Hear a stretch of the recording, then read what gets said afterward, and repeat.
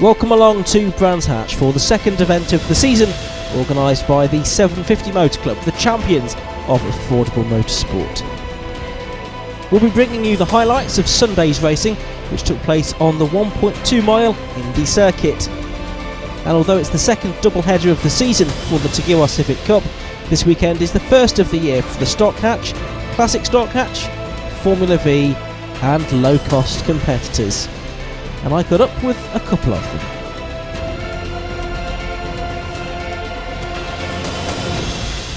Sean, all set here for the start of a new season, low cost. How are you looking forward to it? Yeah, I'm really looking forward to it. We've got the new car, they're just doing some final adjustments now. But yeah, it's all going well. It went well in testing on Friday. Qualifying wasn't so good.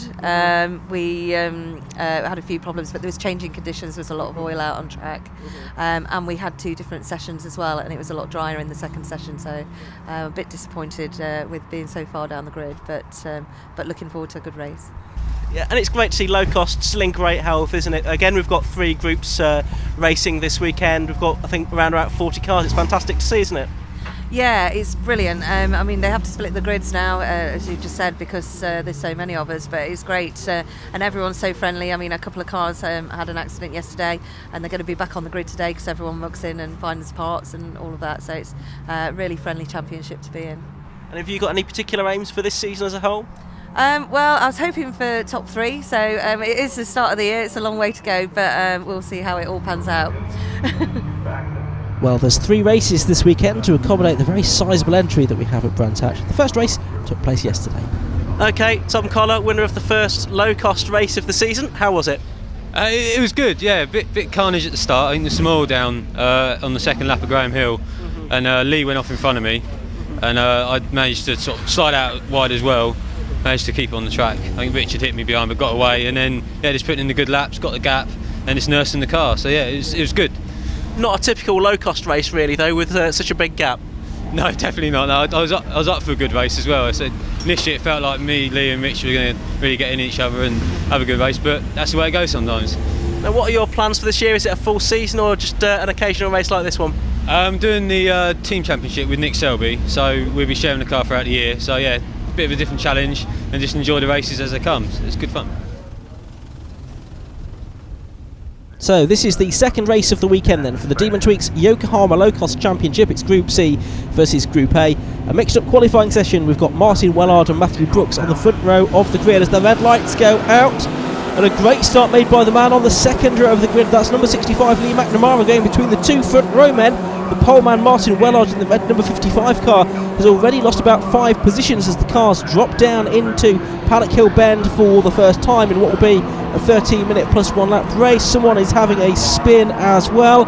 Someone else going wide and heading towards the barrier on the exits of Paddock Hill Bend, I fear. But the leader's already up at Druids for the first time in this 13-minute plus 1 lap low-cost race. And it is Lee McNamara then that leads the way. I don't think we saw Lee out during the course of 2013, but he has raced low cost before and he's often been towards the front. Second place man is Danny Andrew then. He had a win or two during the course of 2013 but didn't get the championship results that he would have liked, and therefore the blue car you can see, that's Lee Bankhurst, the man who was on form towards the end of 2013, finished the championship as the runner-up. He started 12th on the grid for this one, so he has a bit of work to do to get to where he would like to be. We saw a car pulling off as well. I think that was Tim Neat heading back into the paddock. So end of lap 1 then, and it's 3 cars really for the lead of the race, but here's Lee Bankhurst doing battle with number 57 Anthony May, who started on the third row of the grid. So Bankhurst has made up a little bit of ground already. They're now heading into a yellow flag zone because there is that car off halfway up the hill towards Druids. Possibly a little bit of damage to that car then. Leaders now making their way already down towards Graham Hill Bend for the second time. Packed field of low costs, well over 40 of them entered for Brands Hatch this weekend, so the 750 Motor Club splitting them into 3. We have 3 groups therefore. We saw car 37, which was Jim Rainbird, and 22 there was James McAllister as well, heading through shot a moment ago. Lee Bankhurst in the blue car with Anthony May just behind him. He's trying to get past the 62 car of James Millman, the former jockey, who lines up on the outside of row 4 of the grid, so he'll have been pleased with his grid position, I would think. He's got some quicker men behind him possibly, trying to forge their way through, not least of which is Lee Bankhurst, who was second in the championship last year then. The man from Horncastle, as yet unable to find a way past James Millman, who runs wide on the exit of Paddock Hill Bend, so Bankhurst will have the inside line as they climb up towards Druids. Meanwhile, the lead has changed now, I think. Is it Danny Andrew that's up ahead? We saw Danny at the front of that group, certainly we'll pick up the leaders again in a moment.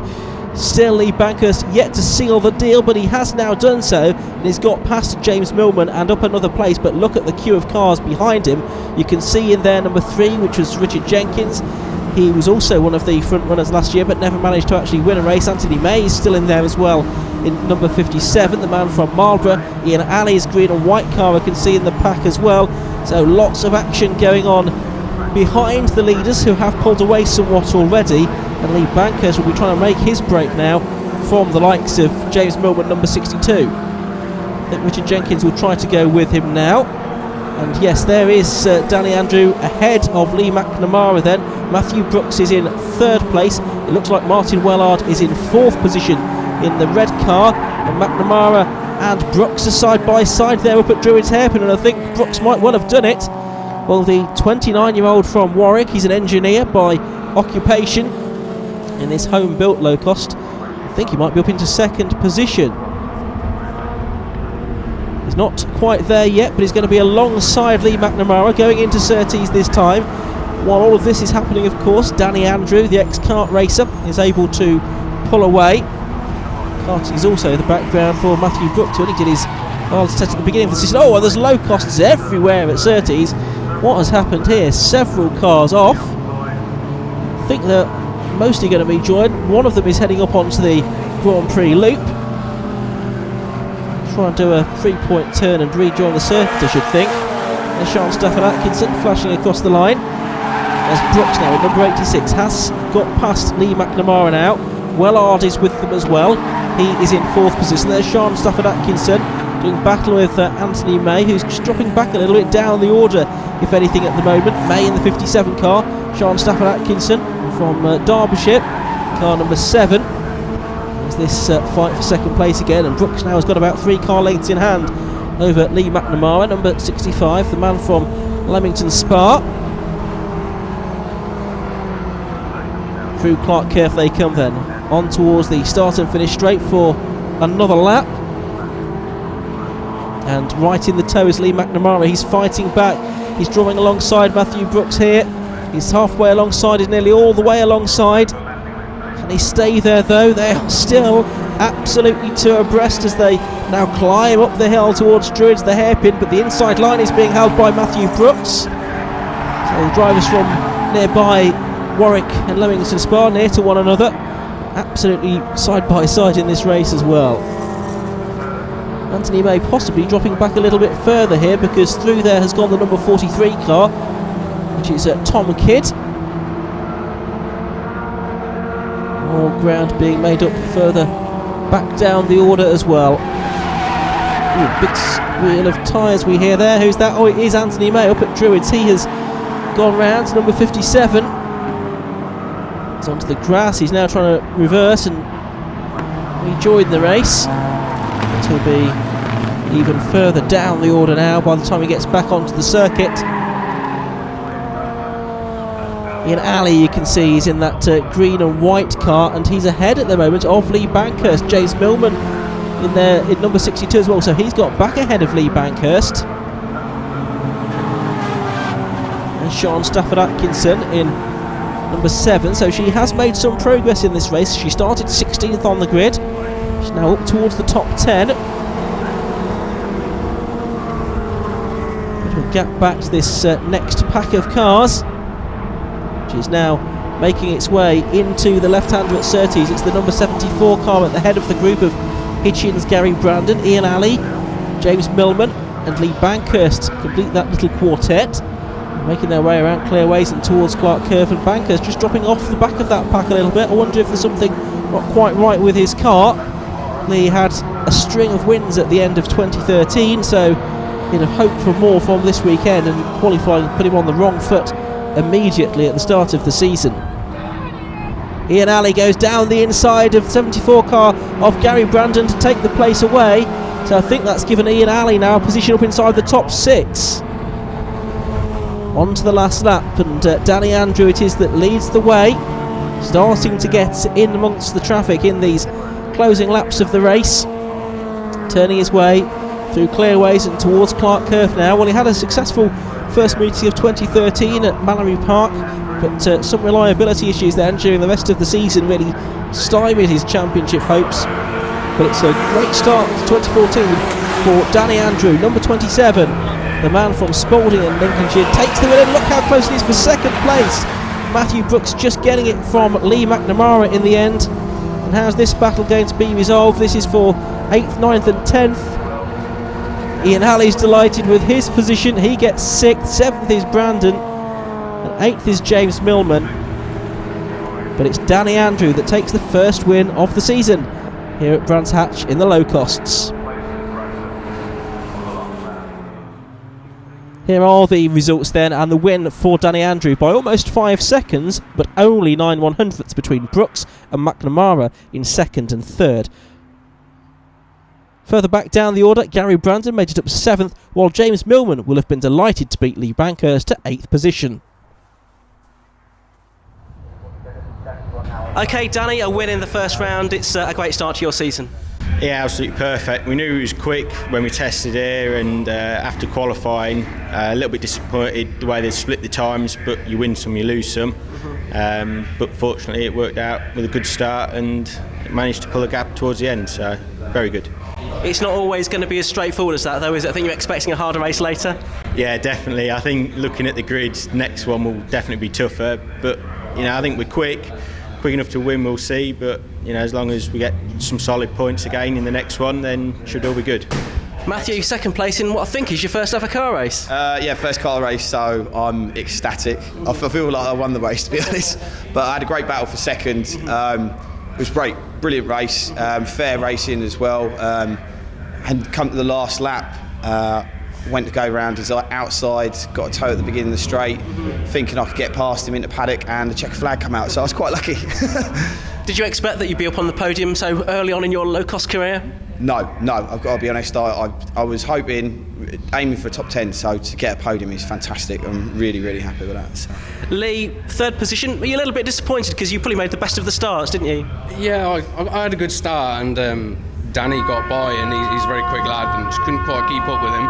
And but no, me and Matt, very good race, and sort of held each other up a little bit, but no, good race. A little bit disappointed to finish third, but that's a low-cost draft. And did you find that any traffic came into play during the course of that race? A little bit. I think we caught them at the right time, so we were quite lucky there.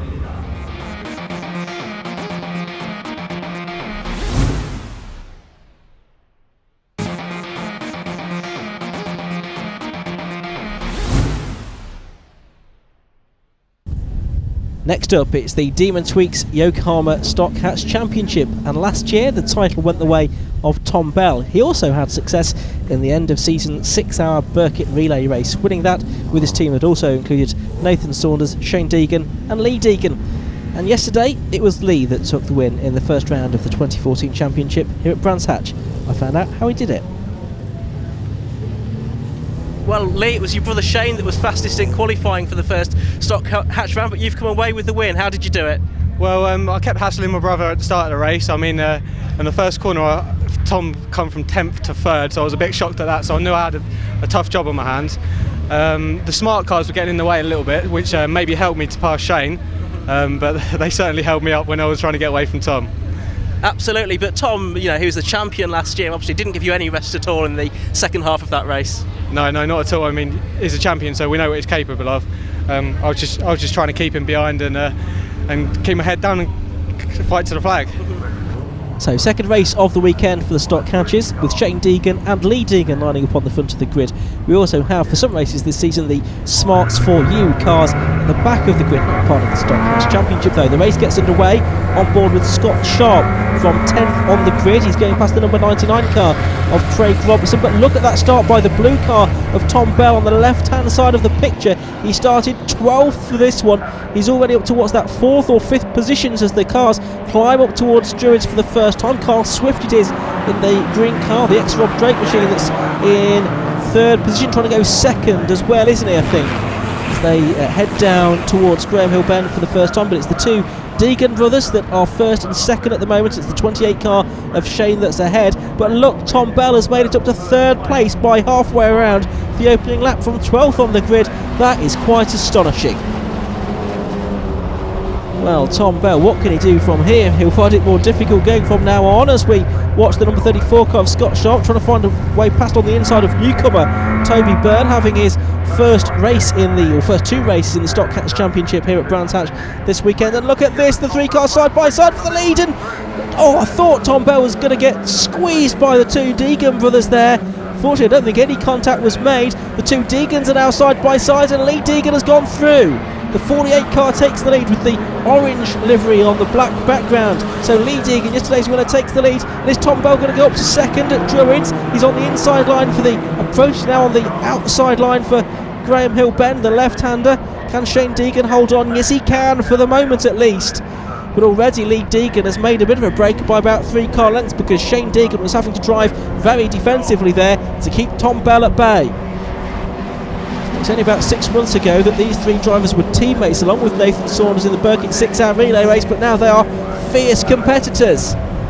Tom Bell there had a look on the inside of Shane Deegan, who went a bit wide there at Clearways. The two of them are going to be side by side now coming out of Clark Curve. They're going to be virtually dead heating as they come across the line this time, but it's just going to be the blue car, I think, or is it, of Tom Bell that has his nose in front? Well, he might have done over the line, but it's the black car back ahead. But Tom Bell has the inside line for Paddock Hill Bend, clipping the curb there. That possibly slightly unsettles the car. There's some dust being kicked up by someone further up, presumably Lee Deegan.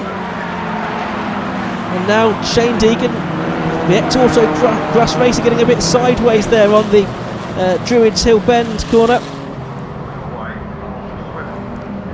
Carl Swift, another ex-Auto Grasser, is there in 4th position in the lime green machine, getting out of shape a bit further back. I think that's Paul Jarvis in 5th place. 6th place, which with the number 9 car of Steve Polsland, who had, I think he had a podium finish at Silverstone during the course of last season. Someone who's returned to Stock Catch again in the past couple of years after a few years' absence. Well, is it all settling down? Dare we say that at the front of the field? Polsland there with the purple roof on the white car, chasing after Paul Jarvis, who finished 5th in the championship last year. Really came on strongly during the 2013 season, did Paul. He's been racing for about 4 years now in the Stock Hatch Championship, initially driving the car to the circuits himself. On the road, here's Scott Sharp then, number 34. Dropping down the hill towards Druids they go then, towards Graham Hill Bend, I should say. It looked like he'd still got Toby Byrne up ahead of him there. Not doing too badly on his first outing. Failed to finish yesterday, unfortunately, so he'll be keen to get his first race finish under his belt. Meanwhile, for 4th, 5th and 6th, I think Paul Jarvis is closing in on Carl Swift a little bit now. Polsland going with him as well, over the line to complete another lap of this Indy circuit. Stock Catch is such great fun still. Mainly it's the Citroen Saxos that we see, but there are a few Peugeot 106s in the field as well. Driver had to do a lot of work overnight to get the car back out for today was Phil Law. He got caught up with an incident yesterday and the front end of the car was badly damaged. Flip right, you can see there in the yellow coloured car, and Scott Sharp has now got ahead of the 77 car of Toby Byrne, driver from Silver End in Essex, 19 years of age, motor mechanic. Oh, and Philip Wright there has got a long way off the circuit. He rejoins, having lost a couple of positions as a result of all of that. You can see now the Saxos are getting in amongst the smart cars that are quite a bit slower, racing for their own separate series of races, but sharing grids with Stock Catchers at some events this year. Oh, and that's sad to see. Problems for number 72, Ben Forbes, the 34-year-old aerospace engineer from Hemel Hempstead. Looks like his race is run. Yesterday he finished in 11th place, but no finish for him today. Well, the leaders are right together now. Shane Deegan dropped back a bit in 3rd place, but Lee Deegan and Tom Bell have very little to choose between them. They're coming up to lap one of the smarts now, which somehow manages to lock up at Paddock Hill Bend. They both go round the outside of the smart car, but there'll be another car to deal with very shortly. Meanwhile, someone's had a spin just up ahead as well. Oh, and they go either side of him. That, I think, is the number 76 car of Daniel Joyner that's had a moment. Now he needs to rejoin when he can find a gap in the traffic. So that's just split up maybe the top two of Lee Deegan, Tom Bell. Tom, of course, the champion last season with wins in around about half of the rounds of the championship, but he's no stranger to the podium. Had the win yesterday. He's very pleased to beat his brother, especially given that the pace his brother had shown during the course of qualifying. And Tom Bell, the qualifying session that didn't go at all to plan for him, he only got a handful of laps in, so that's why he was starting in the midfield, really. And you do wonder, given that he's up there battling for the lead, what he could have done if he'd been starting up on the front row, say. The rattle of the curbs as both Lee Deegan and Tom Bell use them, as they are perfectly entitled to do, on the exit of Paddock Hill Bend. They just lapped that Phil Law car, by the way, the little Peugeot 106 Rally. It had damage yesterday. Now Toby Byrne is the first of these three cars, just lapping Daniel Joyner. Just behind him is Philip Bright, and also up there is Terry Roughton celebrating his birthday this weekend. The Driver of the Day award yesterday for a top 6 finish. Leaders nose to tail still then. Tom Bell trying to find a way past Lee Deegan as they go on to their final lap. They see the last lap board, so Tom Bell knows that he's got to make his move very soon if he's going to get the win here in round 2 of the Demon Tweaks Yokohama Stock Cats Championship. Under the bridge towards Druids once more. Again, squeal of tyres, not unusual. Stock Cat, of course, the cars do run on these Yokohama tyres. Oh, and look at this gaggle of back markers ahead of them that they've got to deal with. They're going to get these just as they come up to Surtees. There's a smart car, and there's a couple of the slower Stock Catches in there as well, and I think that has delayed Tom Bell a little bit. There wasn't much of a gap left between himself and the smart car there, and Tom Bell loses 3 or 4 car lengths because of that. And that has effectively handed this race on a plate to Lee Deegan. I think he would have won it anyway, more than likely. But it's just made it that little bit more easy for him on the run-up to the checkered flag, which he takes now to win the second round of the Demon Tweaks Yokohama Stock Cats Championship from Tom Bell, with Shane Deegan in 3rd position. 0.8 of a second between Lee Deegan and Tom Bell, and a further 4 seconds back was Shane Deegan. Carl Swift, Paul Jarvis and Steve Poulsland completed the top 6. Toby Byrne had his first race finish. He took 8th place from Philip Wright, with Terry Roughton rounding out the top 10 in the second round of the championship. Lee, that's 2 race wins now, perfect start to your season. Yeah, I mean, it's my second full season, so being a rookie last year, I was happy to take 3rd in the championship. I can't ask for more than 2 wins today, though. It's perfect. Again, it wasn't easy, was it? You had to make a decent start. Yeah, I didn't get as good a start as I did yesterday. My brother's quite good on the start, so but I managed to get a good drive down Paddock and into Druids, so I managed to nip up the inside.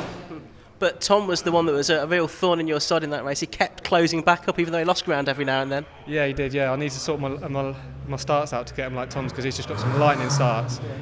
From I think he was 12th on the grid, coming up to 3rd by the second corner. He really is quick. Tom, 2 second places from this weekend. Are you happy with that? Yeah, definitely, because of the qualifying, 10th and 12th on the grid, so yeah, to get 2 seconds is a bonus, to be honest, and it's good points on the championship board to start the season. Yeah, and in both of those races you made a really good start to make up a lot of those places very quickly. Yeah, I don't think I've ever had as good start as I did yesterday in the first race. Today was a little bit different, but I had to just go on the outside of Paddock and then managed to do a few more up into Druids, so yeah, it was a good start to both races really, and it's where you need to make it count, because if you get stuck around here, you're going to struggle a bit on traffic to start with. So I had to just got to try and keep with Lee and Shane at the beginning of the race. Shane, 2 third positions for you this weekend. I guess after getting pole position, not quite what you were hoping for. No, not what I was hoping for really, but we had a few problems with the car, changing shock absorbers and stuff. So 2 third positions is I'll take the points. It's good enough. I guess it does mean that for Snetterton you're not going to have quite as much success ballast as Tom or your brother Lee. No, yeah, that's right. I'm good around Snetterton as well. I've had a few wins around there, so we'll go there with good spirit and hopefully get a few points back. Excellent, thanks Shane. Well, the Stock Hats Championship continues at Snetterton, but after the break, it's still tin tops, but we're switching to the Tigua Civic Cup.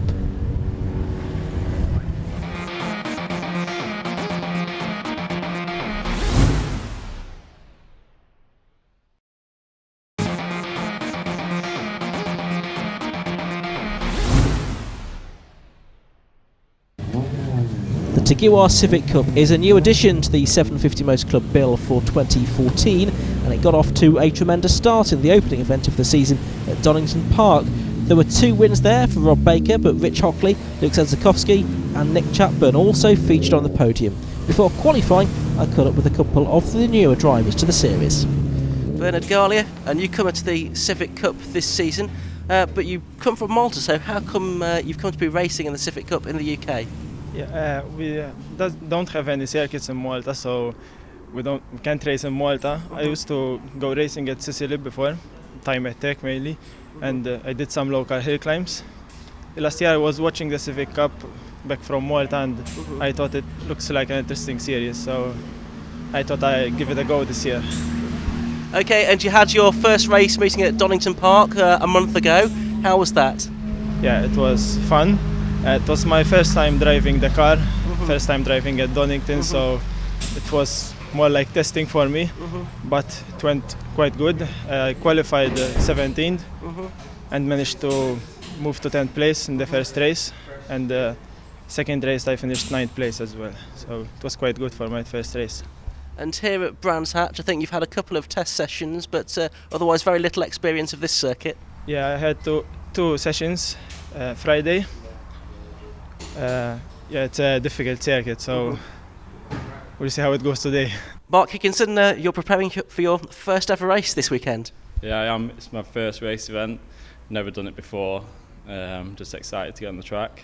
So you've come into the Tigua Civic Cup. Why have you chosen this particular series? Well, it's quite an affordable way to get into it. My friend also races, so he's given me some tips on where to go and what car to buy, etc. Of course, your brother also races, the reigning RGB champion. Has he been any influence in getting you on the track as well? Yeah, all the family are big into motorsport, so it was kind of a natural step. We all love motorsport, so we all go watching it, and we go watching F1 every year, so it was just the right thing to do. Felt natural. Have you done much in the way of testing or track days to get used to this car? Not at all. My first test was Friday. Had a big spin on Paddock Hill Bend, but other than that, no experience whatsoever. And conditions look like they might be a bit changeable today as well, which will make life even more interesting, I guess. Yeah, well, it's wet at the minute, but could dry up this afternoon, so hopefully the second race will be dry. Well, unfortunately, we won't be seeing Mark Higginson out there for either race. His engine expired early on in the qualifying session. There is Rob Baker, the double winner at Donington Park, lining up on pole position. There you can see the cars on row 3. Andrew Gorgler and there Nick Chapburn coming into position. Alongside Baker on the front of the grid is Luke Zedzakowski, it's Tim Evans and Rich Hockley on the second row of the grid as the lights are on. And they go out for 13 minutes plus 1 lap of racing around the 1.2 mile Brands Hatch Indy circuit. And it's not a great start from Baker, is it? Because look, the blue car is already down into 4th, maybe even 5th or 6th position. It was a great start by number 12, which was Mark Anderson, but he went sideways, and Nick Chapburn from row 3 of the grid has gone off through the gravel, so he's going to be right at the back of the field, I would think, by the time that all gets sorted out. A bit of cement dust on the circuit from a previous race, that's causing a bit of dust to be kicked up into the air. And there's Chapburn almost then at the back of the field, which makes their way out of Graham Hill Bend down towards Surtees for the first time. There's Baker. I think he's settled in 3rd position now from pole position. There you can see the number 98 car of Michael Hamlet making its way through as well. But here's the leading group of cars, and Baker there makes up one more place, so he goes to 2nd. It's Luke Zedzakowski from the outside of the front row that's leading at the end of the lap. Mark Anderson, who qualified 8th on the grid, I think is going to be bundled back down to 4th position as well. It looked like Rich Hockley was going to have a look down the inside of him. We'll see if that's sorted itself out in just a moment. As the field climbs back up to Druids, the hairpin for a second time in this race. No, it's still Anderson in 3rd place. Hockley, the man who carries the number 1 on the side of his car. He's been successful in the Civic Cup in the previous couple of seasons. He's in 4th position at the moment. It looks like Tim Evans is there in 5th place, the man who started on the inside of row 2 I should say, of the grid. So he's got a little bit of work to do to get back up to where he started. Meanwhile up front, the gap has been narrowed by Rob Baker to Luke Senzikowski, side by side for 3rd though. Rich Hockley trying to go through on the inside of Mark Anderson, number 12. A former motocross and kart racer, Rich Hockley looks like he's going to go through to take 3rd place away as they come across the line to complete another lap. And meanwhile up at the front of the field, Rob Baker, the 26-year-old from Tamworth, is piling pressure on Luke Senzikowski now. The ex-British hovercraft racing champion, 29 years of age, has his work cut out to keep the dark blue Civic Type R of the man from Tamworth at bay. Dropping down the hill towards Graham Hill Bend. Fantastic to see such an array of different shapes and sizes of Civic out there. There's 3 or 4 different generations of car now. We've even got the 8th generation Civic of Carl Swan, a man that's come over from Stockhatch on the grid as well this weekend. Try and pick him up in just a moment. But the leaders making their way through the long right-hander that's clear ways into Clark Curve. Rob Baker's, he left the door open there for Rich Hockley to get through. Hockley in the 6th generation Civic. It's the 7th generation car for Rob Baker. And for Luke Senzikowski, turning their way through Paddock Hill Bend once more. They're leaving Mark Anderson behind a little bit now, and Hockley is having another go for 2nd place. He goes to the outside line. Meanwhile, Baker has a go down the insides of Senzikowski for the lead of the race. The result of all of that is that there is no change. Down towards Graham Hill Bend they go. These first 4 cars together again, because as they've battled, Mark Anderson has been able to lash himself back onto them, and Rich Hockley now is going for the lead down the inside of Senzikowski, and he's done it. Great move there at Surtees. Rich Hockley goes through to take the lead of the race away. Senzikowski 2nd, and Baker's gone back down to 3rd place because of all of that. Anderson in 4th position. This is great racing in the Civic Cup. Onto the start and finish straight they go once more then. I think the 5th and 6th place men are catching them too. I think that's Nathan Bowen in the 22 car that's made his way up to 5th, as Baker now launches a move down the inside of Senzikowski. There's a bit of a touch there, is there? Certainly Senzikowski got a bit sideways there, slewing across the track. Baker dives up the inside as they go into Druids, and he's alongside. Can he make that stick? Mark Anderson will try to follow as well. Meanwhile, there's problems for Bernard Garlea, I'm afraid, the driver that comes over from Malta to take place here in his 2nd race meeting in the UK. Looks like he has some kind of mechanical woe. He's certainly off the pace, and I suspect he might be pit lane bound very shortly. So it looks like Tim Evans has got back into 5th ahead of Nathan Burrell. That was Andrew Gorgler just having a quick look out there. Meanwhile, in the lead of the race, it is still Rich Hockley further up the road. And yes, out of his car is Bernard Garlea. He'll be disappointed that his first race has come to a premature end. Look at this fight that's going on. You can see in the background there, the 3rd car of this group is the Carl Swan car. That's the latest generation of car that we have for the man from Rugby. Number 7 is involved. That's Craig Shaw, the man from Stoke-on-Trent, with his previous iteration of the Civic. And here's Senzikowski. He's in 3rd place, just ahead of Anderson now. These two have dropped back from the leaders. Baker having got back up into 2nd position. Oh, he's got the lead as well now. Baker has taken the lead away from Rich Hockley. Just happened out of our sight there, but Hockley had been leading. And Baker in that Area Motorsport entered car has taken the lead of the race. Senzikowski now trying to keep Anderson at bay in that number 12 car, the man from Leicester. The leaders again. I'm sure Hockley won't be giving up. He's He's been the man to beat over the past couple of seasons. Baker just did a couple of races in the Civic Cup in 2013, both at Rockingham. In both of them he took the win as well. So up until now he has a 100% winning record in the races that he's competed in the Civic Cup. He goes on to his last lap now, looking to preserve that proud record. Hockley is not too far behind, only a car length or two. It's close enough to try and make a move on this final lap. All of these cars looking absolutely magnificent. Growing in numbers every round as well. Racing this season on a conventional bill for the first time, having previously been part of time attack type events. It's a new market that the Civic Cup is now reaching. There's number 34, which is Andrew Huff, a little bit further down the order, just outside the top 10, doing battle with number 19, which is Andrew Rumps, the 48-year-old director in the aerospace industry. Here comes Rob Baker then. He's pulled away from Rich Hockley, if anything, on this final lap, and he takes the checkered flag to win the third race of the season in the Tigua Civic Cup. Second place does indeed go to Rich Hockley. Third place to Luke Sedzikowski, just holding off Mark Anderson. So Rob Baker delighted with that win, but it was very hard fought indeed, and the marshals certainly enjoyed a very good race. Confirmation of the result then, Baker took the win by just over a second in the end from Hockley. Sedzikowski about 5.5 seconds further back in third place. Further back, Peter Isherwood was 7th ahead of Andrew Gaugler. Nick Chatburn recovered to 9th ahead of Brooke Pitchford.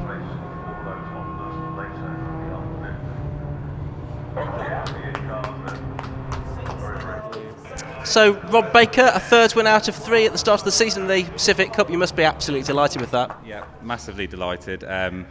More delighted that we managed to somehow pull back through from, I think we went down to 5th. And I know especially Luke and Rich are massively quick and the guys there, so it was just, I knew I had to make up places quickly at the start to keep with them really. Then I had a battle with Luke for a number of laps and then a battle with Rich, so yeah, it was great. It was a great race to be part of. Was that the toughest of the 3 races so far this year? I had a pretty tough one with Rich in the first race at Donington, but yeah, for me that was the toughest. It was just non-stop really, but couldn't be happier. Do you think you can keep this winning streak going? I'd like to hope so, but it's so tough. I think we got lucky in qualifying with a clear track. We had a wet track at the start and it dried, and we fortunately had a clear lap on the last lap to get the pole position. But yeah, just delighted. I really hope we can keep it going. I just want to say thanks to Super Pro and Brent Aker Insurance who sponsor us and get us here. Obviously guys at Tigua who sponsor the series and everything else. It's a great series to be part of. Okay, Rich Hockley, 2nd position there, but you were leading for a good few laps. Yeah, I mean, my tyre switched on quite early where I could see I was pulling away from Rob. I got a bit tangled up at the beginning of the race, with a few people swapping places, but managed to get away. But yeah, tyres went off, Rob's came on, he caught me up, so I was pushing a bit too hard to try and keep away from him.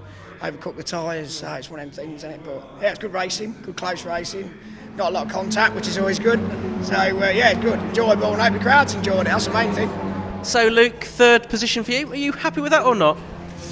Yeah, I'm happy with it. It's always nice to be on the podium. It would be nice to be a few steps up, but yeah, it's a good result.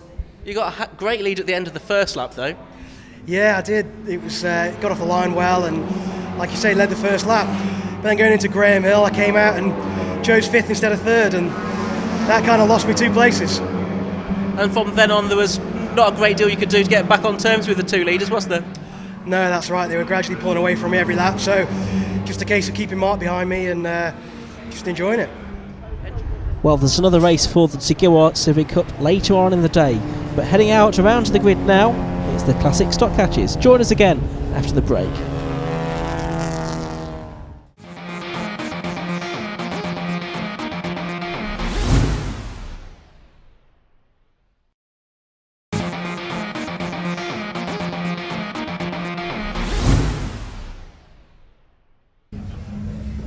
So we're about to see the 2nd race of the season for Classic Stock Catch. The first was yesterday, and the winner was the champion, Lee Scott. Lee Scott, a great start to the Defence of your championship. Yeah, absolutely. It wasn't a very good start to the race, but it was an absolutely perfect finish to the race, so yeah, I'm well chuffed. What happened at the start? Well, I just got too much wheel spin, and Andy, along with a couple of others, shot right up alongside me or in front. Luckily, I was able to manage and pick them off during the race, but yeah, made my life a bit more difficult than it could have been. Yeah, Andy certainly doesn't make life easy trying to get past, does he? No, he's a really good competitor, and it was pretty clean. Yeah, and it was a real great race. The grid for race 2 determined by the second fastest time set in qualifying, so it's Lee Scott and Andrew Lightstead on the front row, Andy Philpotts and Andrew Thorpe on row 2, Martin Foundry and Stuart Window on row number 3. Red lights go out, away we go. Good start there by Lightstead from the outside of the front row, and even better start by Andrew Thorpe from the outside of row 2 in the Citroën AX, and he's gone into the lead of the race. Fantastic start from him. Andy Philpotts wrestling with the wheel to try and hold on for dear life. He's in 4th position there. He started in 3rd, so he's lost 1 position, or maybe 2 actually, because that's Matt Rosier from the outside of the 4th row that's trying to go around the outside of him. He's got away very nicely indeed, but I think we'll find that it's the Citroën AX ahead of the Fiestas and the 205s, so it is Andrew Thorpe, car number 14, who finished 3rd in yesterday's race, that is at the front of the field. Go on board with number 34, Ben Ward. Now he started on the outside of row number 10. Here's Ford Fiesta XR2. Ahead of him he's got the Suzuki Swift of Keith Morgan, a staunch supporter of the Classic Stock Cats Championship. And there it is, Thorpe leads, Lee Scott is second, and it was a great start from Matt Rosier with the number 2 on his car to get up into 2nd position there. His father Derek, number 7 in the similarly liveried car but with a paler orange stripe. A little bit further back down the order. There's Andrew Lightstead in the green car. The red car, number 6 is number 4 we should say, is Andy Philpotts. Just behind him, so Philpotts in 5th position at the moment. Lightstead, who yesterday finished the race in 8th position in the end. After a time penalty on problems for Ben Ward, I'm afraid, pulling off at Druids. It looks like Ben is out of the race. We had 2 non-starters, unfortunately, Greg Dowie and Chris Jones, able to take the start of this race. Problems yesterday, ruling them out. Here's Ben Ward. This is a replay of what happened here. Coming up towards Druids. Oh, yes, off onto the grass, into the barriers. That's what caused him to pull off then.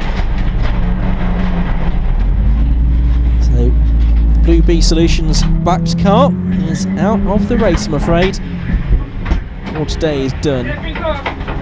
He finished 19th yesterday.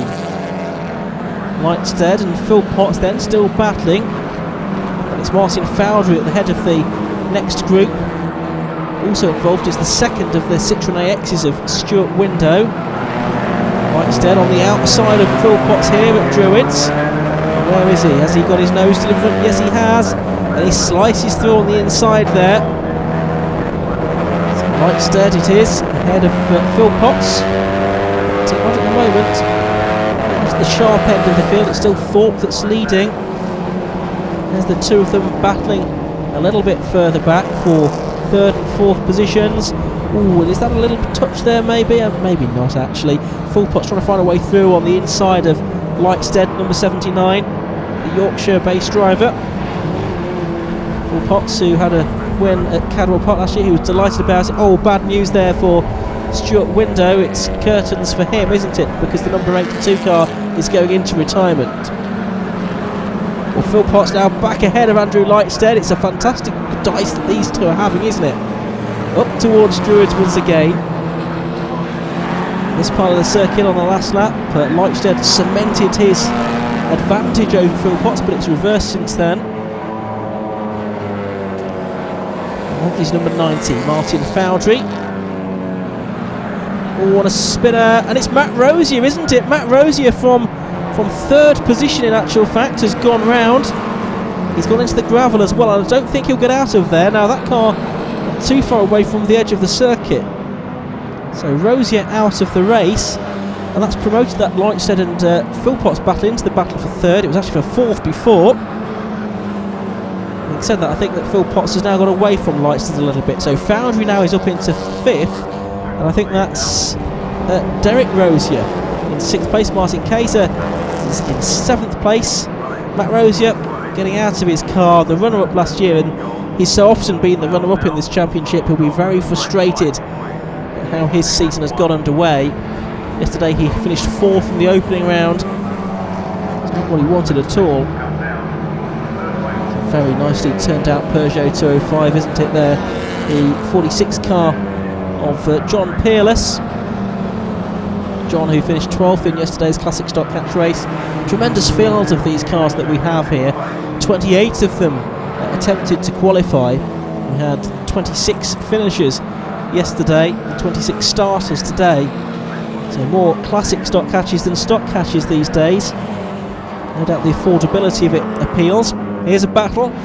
It's Matthew Stubbington, number 67, ahead of, or alongside, Mervyn Beckett in the Nova, the former championship winning Nova, in the hands of Pip Hammond and Damien Cottrell, and Beckett goes through there ahead of Stubbington, who had an excellent 5th place finish yesterday. At the moment he's losing out to Mervyn Beckett in that wonderfully turned out Nova. Incidentally, Pip Hammond, who used to drive that car and took it to the title, is preparing a new Nova for this season. Not quite ready yet though, but we'll see him out later on in the year, I'm sure. So there's Phil Potts having made that break from Lightstead now, 3rd and 4th, and then it's this 3-car fight that's going on, with Martin Foudry just ahead of Derek Rosier, and then you've got the next car in the group which is just actually dropping back a little bit now. That's Martin Kayser, the 45-year-old project manager from Coventry, his XR2i. It's his 4th full year in the Classic Stock Cats Championship. Car was a new build at the end of 2010. There's our leader then, Andrew Thorpe, still doing an excellent job here to keep the reigning champion Lee Scott at bay. Lee has been so successful in Stock Catch and Class B of Stock Catch down the years. His cars used to race in the main Stock Catch Championship, but they split out a couple of years ago, and it's done wonders for the interest in these older cars, which were becoming uncompetitive against the Saxos. There's this group of cars again. Foudry heading towards us, just with a bit more daylight between himself and Derek Rosier now in the 6th position. Oh, and Rosier gets sideways, he's on the grass, and surely he's going to lose a place there. Yes, ooh, through on the inside goes Martin Kayser, not without a bit of bodywork being exchanged though, as Rosier recovered. So both Derek and Matt Rosier have had a bit of an incident patch race. We have Paul Rosier as well in the race this weekend. He's a bit further back down the order in his first season of Classic Stock Catch racing. There's number 95, that's Edward Cooper making his return to the series. Number 13 is Michael Williamson in the blue XR2. Good to see another Nova back out with Ted Cooper on board. Lou Thorpe still ahead of Lee Scott, about 3 or 4 car lengths in it then, but time starting to run out in this race now. More than likely only another couple of laps to go. Thorpe hold on to what would be, I'm sure, a very hard fought and very emotional win for him. Through Paddock Hill Bend they go. The Citroën AX going very well here this weekend. It's a car that's been out in Classic Stock Catch before, but not seen Citroën AXs certainly up at the sharp end of the field for a little while, so it's good to see some more variety in the championship as well. XR2i does tend to be the car to beat quite often. There's a few quick examples out there with quick drives on board as well.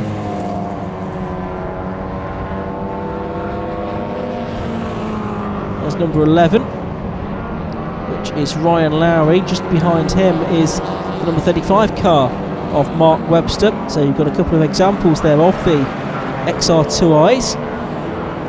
Lowry has been in Classic Stock Catch now for a few seasons, improving towards the end of last year. Last lap now for the race leaders then, and Andrew Thorpe has got a decent advantage here, about 4 car lengths in ahead of Lee Scott. I'm sure it won't be plain sailing. Look at this, there are back markers ahead, including the number 99 car towards the back of the order. That's Gavin Johnson, the Skywheels Racing entry, a new team entering Stock Catch for this season, but it's been a slightly troubled debut for them. And more back markers to deal with as well for Andrew Thorpe and Lee Scott before the end of this race. Towards Surtees they go. There's the 41 car and also there's the 22 car, which is John Hill in his Peugeot 205, and Thorpe just gets boxed in behind that 205, and Lee Scott pounces on pretty much the final corner of the race. Thorpe's trying to get a good run at him now as they come up towards the line. It's going to be Lee Scott though that just hangs on to take a last gasp victory in the Demon Tweaks Yokohama Classic Stock Hatch Championship. Well, Andrew Thorpe must be feeling so disappointed with that. He'd led for virtually all of the race, and that getting boxed in by that 205 right at the end, well, really, he was done up like a kipper there, wasn't he? And Lee Scott took the win. Victory margin 17/100ths of a second for Lee Scott. Further 7.5 seconds back was Andy Philpotts in third. Lightstead, Foundry, Kaiser completed the top 6. Rosier 7th after his off. Matthew Stubbington in the end got the better of Mervyn Beckett once more. Lee Scott, an opportunistic manoeuvre there, I guess, at the end of that Classic Stock Hatch race. Yeah, purely a stroke of luck right in the last corner of the race, but I'll gratefully received, and yeah, thankfully another first for the weekend. Yeah, so 2 wins this weekend. I guess you couldn't have asked for a more perfect start to the Defence of your Championship. No, absolutely, it's a fantastic start. But there's some real good, strong competition as you've seen this weekend. So it's going to be a tough season again. In that race, do you think you could have got past Andrew if it wasn't for that back marker issue on the last lap? No, I think definitely not. No. Okay, well, it must have been absolutely heartbreaking not to win that race, having led it for so long. Oh, it was. I mean, to lead it from the first corner for the whole race, and then just lose it like that, unbelievable look. But yeah, I mean, it was my mistake at the end. I mean, I'd probably been lucky getting past the other back markers.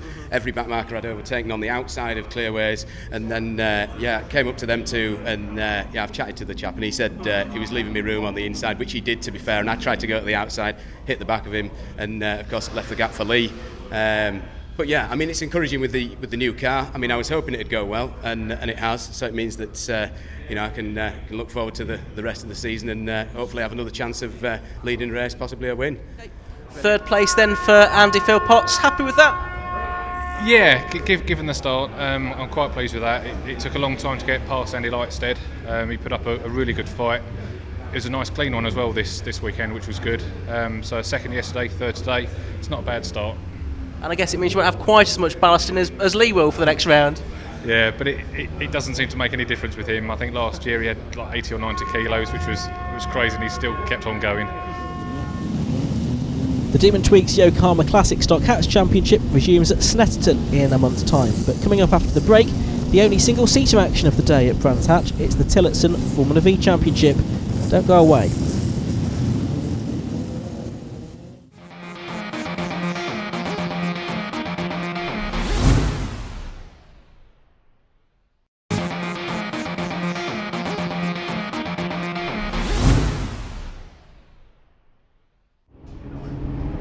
It looks like the Tillotson Formula V Championship is hitting new heights this season. We had 6 reserves on the entry list for Brands Hatch at one point. Yesterday was the first round of the championship. Victory went to a familiar face. Paul Smith bidding for a third successive Formula V Championship. You got off to a winning start. Good race. Yeah, it was a good race. Yeah, pace weren't too great, to be honest with you, but I'm not too sure what happened to Peter. I think he got held up with a back marker, so it was a bit of a lonely race. But I think I'd rather prefer that than him hassling me. So, when qualifying was damp but dry this morning, you were 1.7 seconds faster than everyone else. Was the car really set up well for those conditions, and maybe not quite so well for the dry? Yeah, we actually didn't change anything, to believe it or not. We was on Friday testing. We was testing in very drizzly weather, which was very reminiscent of this morning, so it was great. The car was on rails, but yeah, I don't know, lost some pace somewhere, so I'm sure we'll find it. Smith is on pole position for this one alongside Martin Farmer, but we're missing Ben Maludi from row 2. Problems on the warm-up lap after changing a gearbox overnight. Lights have gone out, the race gets underway with some oil down on the circuit from the previous race. That might catch some of the drivers out. You can see the slippery surface flag being displayed there. A good start though for Paul Smith, straight away into the lead of the race from Martin Farmer, and Dan Pitchford there in third place. A new car for him this season. He's in that gold leaf liveried GAC. gap you can see going through in the yellow car, the Tigua EV. He had a few strong podium finishes in the second half of last season. Let's see if he's able to repeat those during the course of this year. But Paul Smith already starting to pull away from the rest of the field. On board here with Alex Jones, the 21-year-old from Radlett in the Storm, being run by the Oliveira family. Jake Oliveira running the car. Used to drive one of these cars himself. This car was last run in 2012 for Paul Smith. Not this Paul Smith, another one, another driver of the same name. Paul Smith, the champion in 2012 and 2013 in this AHS Dominator, which is living up to its name now. Didn't always do so. But over the last couple of years, it really has been the car to have. Ian Jordan there in car number 6, putting some pressure on and getting through ahead of Dan Pitchford, starting again at 56 minutes 16. On board once again with Alex Jones. He's challenging the number 39 car of Richard Potterton around the outside at Druids. I don't think he can make that one work though, so he'll drop back down the hill towards Graham Hill Bend. Has a look down the inside and backs out of that again. On the back of the car has gone and he spins around, and following cars have to swerve in avoidance as Jones now tries to rejoin. He crosses the circuit, he's onto the grass on the other side, and oh dear, he's had another spin trying to get back on, and that would have lost Alex a lot of time. He's in the sole remaining O Sport Storm in the race because Maludi, as I said, not able to take the start of this race, which is a great shame because he finished in 4th place yesterday behind Paul Smith, Paul Taylor and Steve O. Oh, and that's a shame. That's a retirement. It's number 91, Anthony Mitchell in his Ray, the 1991 car. Pitchford there, he's doing battle now with Paul Taylor, I think that is. Yes, it is, in car number 10. He's just behind Steve O, so Pitchford having lost a little bit of ground here.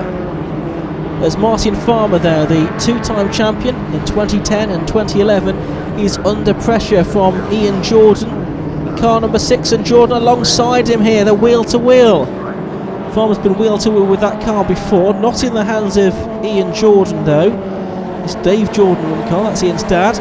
Used to be driven by Sam Oliveira. And Sam was also a 2-time champion in Formula V, and before that Mike Genvy had this car as well, and he was a 2-time champion in it as well. Jordan though unable to get through on the inside of Martin Farmer, man from Sutton Coldfield up at Druids Corner. So Steve O there you can see in the grey and orange Dominator, so he's in 4th. Pitchford is 5th, Paul Taylor is in 6th place by the looks of it. It's possibly Craig Pollard there in 7th position. Yes, it is. So the 3 Bears Motorsport cars are inside the top 7 at the moment. There's John Hughes, the second of the cars in this group, with the Scarab. John making a return to racing this season. Not seen too much of him of late. He's been out of racing, starting a family. We'll see him back this season. He's been a race winner in the past, and now he's taking the fight for the number 25 car, which is James Connell, the AHS Challenger. He's done him around the outside into Paddock Hill Bend, so John Hughes makes up another position. He finished 7th yesterday, just ahead of Craig Pollard. Oh, and someone's off into the gravel trap, I'm afraid. Well, no matter how hard they try, they're not going to get out of there. That's number 79, which is Tim Joslin from Abingdon in his GAC. I think he's a little bit frustrated with himself, but he's going to be going no further, I'm afraid. He's had 4 laps, and that's it. Climbs out of the car to head to the safe side of the barriers under the instruction of the marshals. Steve O now with Craig Pollard behind him, so O has lost a position or 2 here, and Dan Pitchford has, I think, Paul Taylor going alongside him as they go into Paddock Hill Bend that time. On board we go again with Alex Jones a little bit further down the order, recovering from his spin, turns his way into Surtees, but again the back steps round, and a cloud of smoke, black lines on Jonathan Palmer's green concrete. He's all over the grass in the island there in the middle of the Surtees, McLaren, Clearways and Clark series of bends. I think that's going to be Alex out of the race this time. Well, Farmer's not getting a lot of respite, is he, from Ian Jordan, former championship winning car. Jordan moving up to Class A this season. He's been the Class B champion in previous years. Farmer with the number 2 on the side of his car, runner-up last year. But the championship was left undecided until the final round of the season last year. Although Paul Smith had been the man to win almost every race in which his car was performing as it should have done, certainly. Farmer, though, going to win towards the end of last year. Jordan pressing him here. We've got a back marker to deal with before too much longer. That's Craig Bell. So turn their way down towards Paddock Hill Bend once more. Martin Farmer, the karting contemporary of Lewis Hamilton, turns his way through Druids and down towards Graham Hill Bend once more. Here is Paul Smith continuing to pull away from the rest of the field, putting a lap there on one of the slower cars.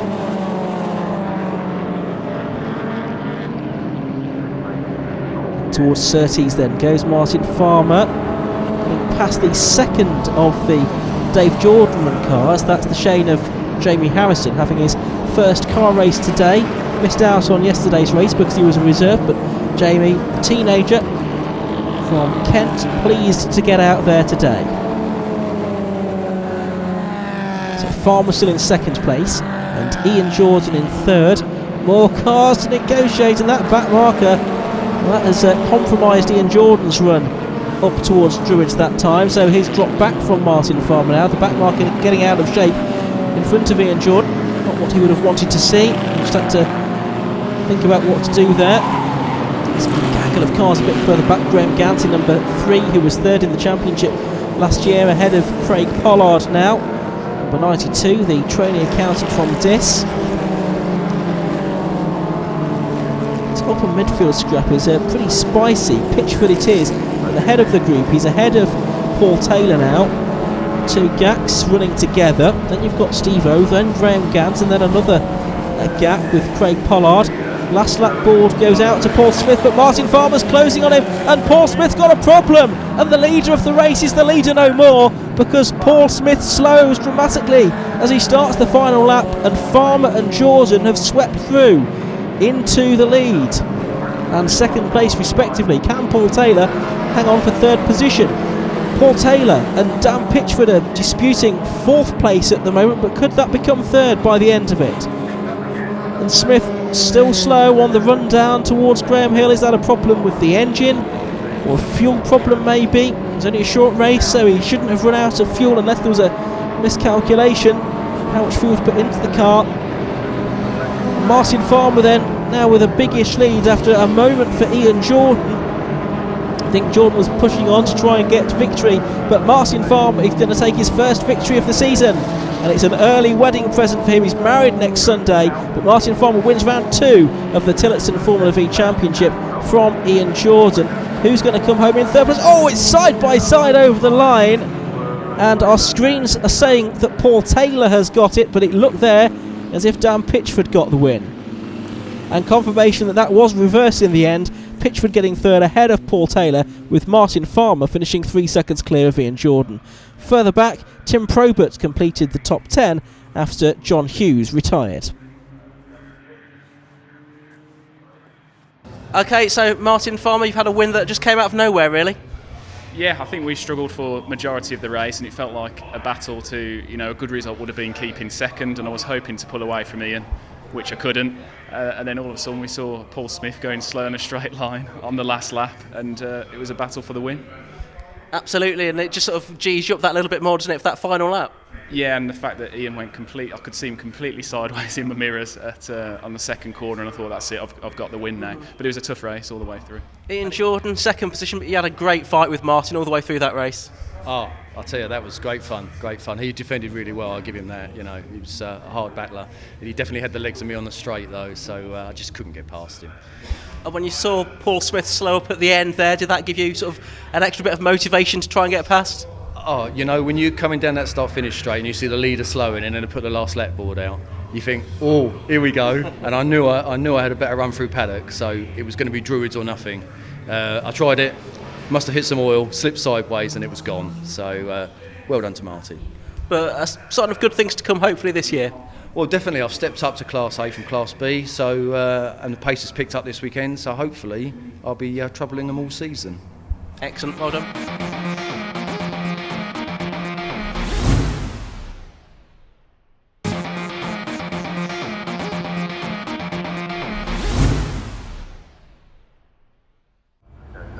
Cars ready for the off in the third and final low-cost race of the weekend.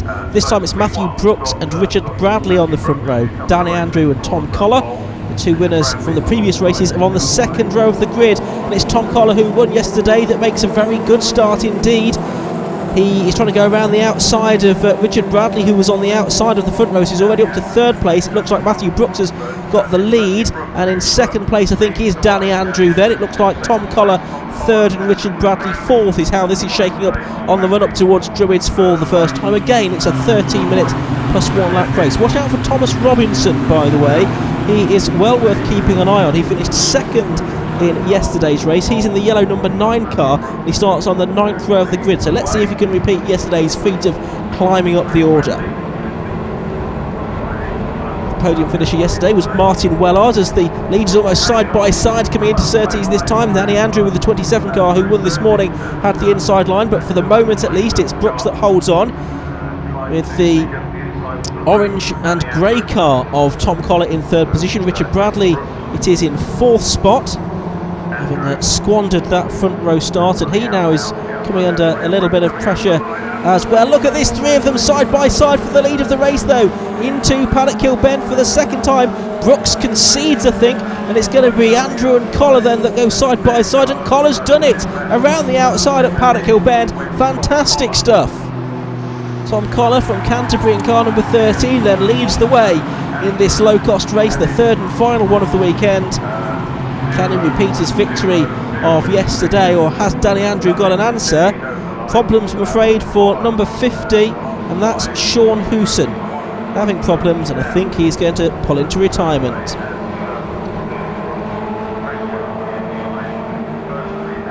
Someone having a moment there, and I think that's number 9, Thomas Robinson, who was climbing up the field from row 9 of the grid. As I mentioned, he got up to P2 yesterday, and that's a bit of a setback for him, as we now look at James Millman and Gary Brandon in the 56 car as well, which is that of Matthew Booth.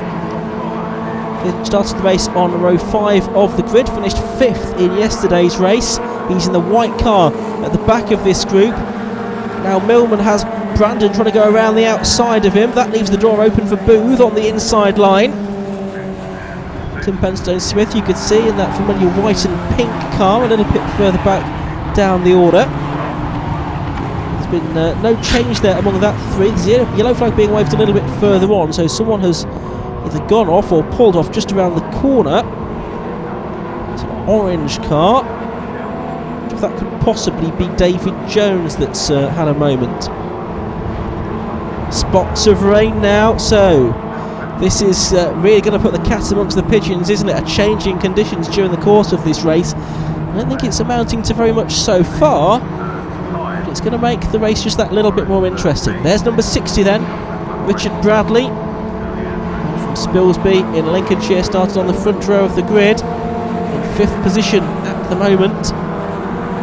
As we can see further up the field, Danny Andrew and Tom Collar doing battle. You can see Sian Stafford Atkinson's pit board being shown to her there. She was in 16th position. There go the top 2 again into that yellow flag zone, down towards Graham Hill Bend. Screech of tyres there, Sian Stafford Atkinson. There's a bit of contact there. 21 spins around. That's Ryan Munt, and that was after being attacked, I'm afraid, by number 69 Gregory Smith. And it's Smith that's ended up beached in the gravel trap up at Druids. So the race is over for the man from Crowthorne. Munt was able to continue after a delay though. So Matthew Brooks here, who was right up at the sharp end, doing battle with number 22 now, which is James McAllister. Lee Bankhurst is involved as well, and Richard Bradley. So that's 3rd, 4th, 5th and 6th positions together. There's a gap back to the 7th place man. Brooks losing a little bit more ground, so it's, I think, McAllister that's now gone up to P3, Bradley to 4th. McAllister started on the 5th row of the grid, so he's had a good opening few laps of the race into this caution zone once again. That stationary car on the exit of the corner. So the leaders are getting away, but 3rd, 4th, 5th and 6th still being disputed. Looks like James Millman in the background is 7th. 8th still looks to be that white car, number 56, Matthew Booth. Gary Brandon a drop behind him now. So through clearways, see different lines being taken by the drivers. And that's not the right line being taken by James McAllister, number 22, I'm afraid. You don't want to be going through the gravel at Clark Curve, but that's exactly what he's done, and he's lost, I think, 4, make that 5 places now, as Matthew Booth, number 56, he's lost 6 or 7 places now because Gary Brandon and someone else nips through as well. So that was a costly mistake there by James McAllister, number 22. And from Glossop has a bit of work to do to try and reclaim some lost ground as we go back to the leaders then, and it's Danny Andrew ahead of Tom Collar now. So they've been chopping and changing these two, but there's still a little bit of time to go in this race. There's Ryan Munt on his recovery drive, also involved is number 11, and I think number 30 that is as well, Kevin Wernham, 11 being Victoria Baldwin. She now is, after her recent marriage. More problems and more yellow flags on the exit of Druids. And look at the leaders now, they're absolutely together again as they come across the line to start another lap. The door being left open there by Danny Andrew to allow Tom Collar through on the inside, and Collar's able to go through at Paddock Hill Bend. But we've seen low-cost racing many times before, and you don't necessarily want to be leading going into the final lap. Someone's lost the nose section of their low-cost. These cars powered by 1300cc Ford Crossflow engines. Is that Thomas Robinson making his way up the order? Yes, I think it is, in the number 9 car. The number plate dislodged on the front after that spin he had in the early stages of the race, but he's going very well indeed, making up a lot of ground. Still these spots of rain on the camera lens here at Brands Hatch then. Conditions just a little bit more tricky than they were. Matthew Brooks is about to come under pressure from Thomas Robinson then. I think we've got the Jim Rainbird car. Jim was a retirement from his first race this morning. Robinson to the outside of Brooks then at Paddock Hill Bend. Brooks holds on for the moment. Robinson is going to go to the right hand side, but Brooks has that line covered, so Robinson to the outside as they go to Druids, and he's done it! Brilliant stuff around the outside. Seemed preoccupied with defending one line, but Robinson sees the opportunity to take another and go around the outside of him. So Robinson up another place, and James Millman is going to be the next driver that he comes across. I think that's going to be for 6th position therefore. Tim Penstone-Smith, number 47, the driver from Welling Garden City. John Stafford Atkinson also in that group of cars as well. This is a bit further back down the order, outside the top 10. Ernie Gushlow is at the front of that group in the number 67 car.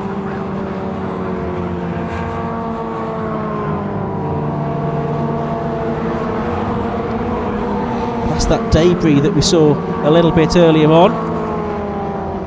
Stafford Atkinson trying to make up some ground there, side by side with the number 44 car, which is Peter Coveney, into Paddock Hill Bend. But actually Coveney makes a good move on the inside there to get ahead of Tim Penstone-Smith, which, considering he's got the novice cross on the back of his car, is not too bad. Penstone-Smith ends up on the grass as a result of all of that.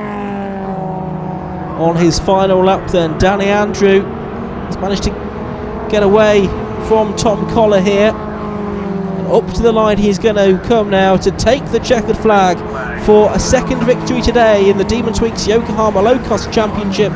Second place going the way of Tom Collar. Who's going to be third? Well, it's Tom Robinson, quite a distance back in the end. Still battles raging on. This is for 6th position, the final place in the top 6, and it's just going to be Matthew Brooks that holds on to it, just ahead of James Millman and Jim Rainbird. So let's have a look at the results then. The win 1.73 seconds the margin for Danny Andrew over Tom Collar.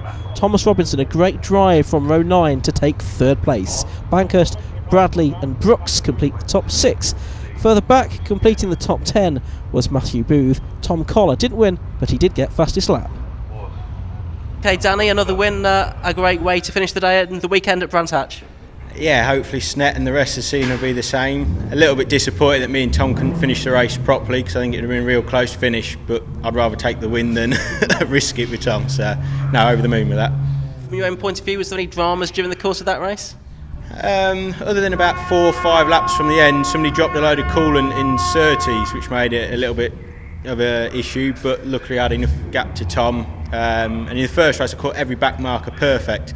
In that one I think I caught everyone most unperfect you could get, but luckily Tom had his problems for me, and I got a big enough gap, so very good. The cars heading around towards the grid for the second and final race of the day in the Tigua Civic Cup. And it's good to see that blue and yellow car at the back. That's Bernard Garlia, the Maltese driver who retired from race 1 with a broken gear selector. That's now been fixed. It's good to see what he can do from the back of the grid in race 2. And that's because the result of race number 1 determines the grid for this one, which means that Rob Baker will line up on the front of the grid alongside Rich Hockley. Row 2, Luke Sedzikowski and Mark Anderson, Nathan Burrell in the black and green car, and Tim Evans therefore on the third row of the grid as the lights go off. Another 13 minutes plus 1 lap of racing get underway again. It's a poor start from Rob Baker. He's not got those starts nailed at all yet, has he? Still relatively inexperienced in racing terms. This time he's only gone back down, I think, to third position, although Mark Anderson tries to drive around the outside of him and does so to take that away. So Baker goes down to 4th. I think in the background Garlia had already made up 1 place. Someone half on the grass there arriving at Druids for the first time. So we'll see how all of this sorts itself out by the time they drop down towards Graham Hill Bend for the first time. And it's Hockley that leads, and it's Anderson very sideways indeed. That means that Baker needs to adjust his line to try and find the way through on the run up towards Surtees, but somehow Anderson holds on to that. It's Nathan Burrell that's next up, and then it is the Tim Evans car, someone going off a little bit further back, 1 or 2 cars going off onto the grass a bit further down the order. Hopefully they'll all get that sorted out though and be able to continue with their race. Garlia was the only non-finisher from race number 1, so excellent reliability as a general principle from these Honda Civics. Baker makes up 1 place then. He's back ahead of the Leicester man Anderson around the outside into Paddock Hill Bend, but already there's a gap that's opened up, hasn't there, between 2nd and 3rd. And the rest of the field are a little bit further back then. There's Evans, just behind him is number 7 Craig Shaw, black and red car. Chatburn you can see in the coupe shaped car. Carl Swan with the latest generation white Civic as well, but the leader is still Rich Hockley from Sedzikowski. Rob Baker's got to try and bridge that gap though, but we know he's got the pace because he's won all 3 races so far this season and all 5 races taken part in altogether. The pack then split, I think, by those spinners here a lap ago. There you can see the number 11 car. That's the green machine of Craig Story, the man from Waterlooville, just doing battle there with Carl Swan, former Stockhatch race winner. So there is Baker in 3rd position. He's done some data engineer work as well, supporting teams in the Clio Cup amongst others. There's Anderson with Nathan Burrell alongside him, or just behind him. Wants to be alongside him if he possibly can. There's Shaw, that looks like Gorgler is next through. I think Tim Evans might have lost another position of anything, so possibly he's got a problem with his car. Michael Hamler, as you can see, number 98 in the midst of all of that as well, as the leaders up towards Surtees once again, and Baker has closed in on Sedzikowski now. Hockley has made a bit of a break in the lead of the race.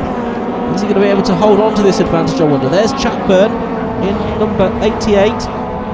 He started out in Time Attack, had his first drive in the Civic Cup in 2011 when there was a race supporting the FIA Formula 2 Championship, and that inspired him to buy his own car and get into the Civic Cup racing full time. At the back of that group you can see the number 34 car of Andrew Huff, big buddies with Mark Higginson, who unfortunately has been unable to take part in the races here today. Hopefully we'll see him out for one of the future rounds of the Civic Cup. Had those engine problems during qualifying this morning. So Chatburn looking to try and make up another place there.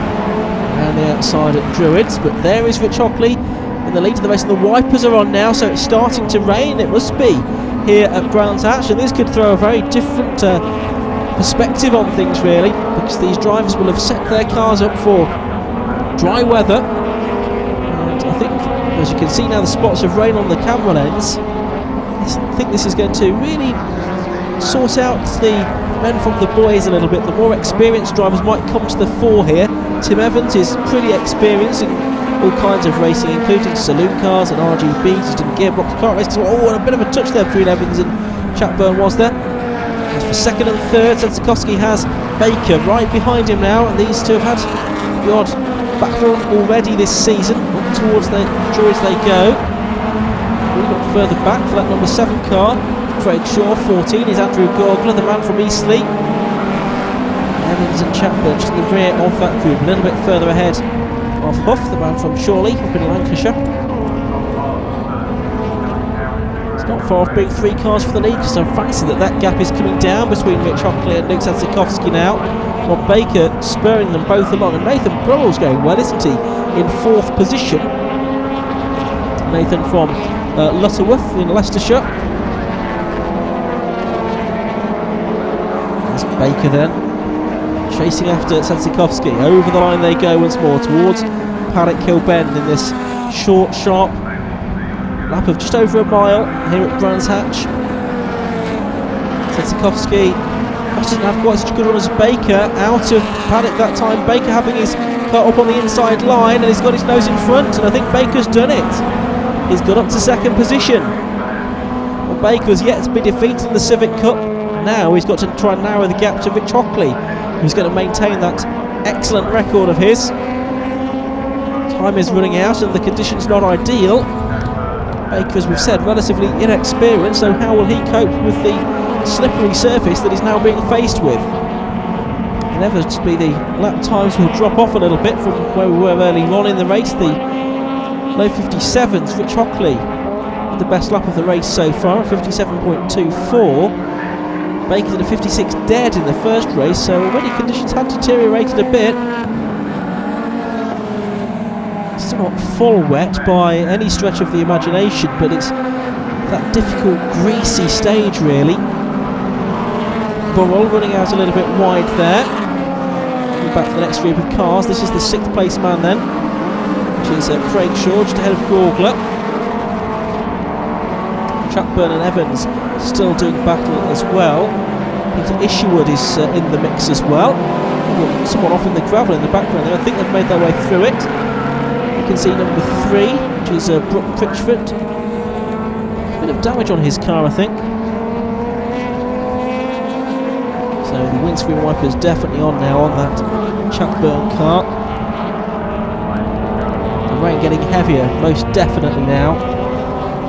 So might cause the drivers 1 or 2 issues here. And Craig Shaw is now just ahead of Peter Isherwood there in the number 8 car, and that's because Andrew Gorgler has managed to get through and break away a little bit, if anything. So car 7 and car 8 having a good scrap now. Isherwood again has been in racing a little while. There's Andrew Huff with that Critchford car behind him. Then it's the number 99 car of Swan. Bernard Garlia, I can see, has made up places as well. He's passed 3 or 4 cars during the course of this race as we watch the 40 car of Dave Paling, the 53-year-old from Sheffield, doing battle with Michael Hamlet, number 98, who works for the Royal Mail. Started karting at Buckmore Park originally. To Craig Shaw then, number 7. So, oh, what a problem there for Chatburn. He's managed to hold that very well, actually, without losing too much time at all. He's still ahead there of Tim Evans. The leader's on their final lap then. Hockley still ahead, but Baker has narrowed the gap, and he's going to have a look. Is he on the final couple of corners? Certainly closed that gap up, didn't he? But that was just the effect of the braking, and now as he gets back on the gas, which Hockley able to pull away. He's won races before in the Civic Cup, but it's his first win in 2014 in this Tigua backed Civic Cup, and Rob Baker he's beaten for the first time. Well, Craig Shaw here in 7th place. 8th place looks to be Peter Ishwood. Chatburn, who's had an eventful day really. I think he is just going to miss out on 8th place, isn't he? 9th place to him and 10th in the end to Tim Evans. And we'll get confirmation of the results. And it was a win for Rich Hockley, but by less than half a second from Rob Baker. Nathan Burrell got up to 3rd in the end at the expense of Luke Sadzikowski. Anderson and Gorgler completed the top 6. Further back, Craig Shaw was 7th, Isherwood 8th, Chatburn 9th. Brooke Pitchford got the better of Andrew Huff in the end. Rich Hockley, big smile on your face. That must be because you've just won your first race of the season. Absolutely, yeah. It's always nice having your first win, isn't it? So yeah, great. Really enjoyed it. And I say weather turned against us a bit, but brilliant race. Me, Rob, and obviously Luke at the beginning, and then Nathan at the end there caught up and made up some good ground in the wet. So yeah, brilliant racing. I guess you set your car up for the dry though. It was a dry setup, obviously, when we went out, and it turned horrible, and it was horrible to drive. To be fair, it was totally the wrong setup, but I just had to get to grips with it. So come from karting, so you get used to it, don't you? Well, that's all we've got time for at Brands Hatch. The next 750 Motor Club action comes from Snetterton. Bye for now.